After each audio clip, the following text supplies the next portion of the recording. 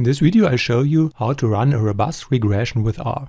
That is a regression that is robust against outliers. For that we need the library robustbase and the sample size should be larger than 100. For the estimation we use the lmrob function. Its parameters are similar to the normal lm function. Dependent variable, tilde, independent variables and the data frame. The output is quite large. The important part is here the coefficients, estimate, standard error, test statistic and p-value, and those results are robust against outliers. We have the multiple R squared. Unfortunately, we don't have a robust F statistic and overall model test. In addition, we get information how this result was achieved by downweighting extreme observations. This information you get under the heading of robustness weights. And there are some tuning parameters which you could use to change the estimation. In general, I don't even look at those. Thanks for watching and see you in the next video.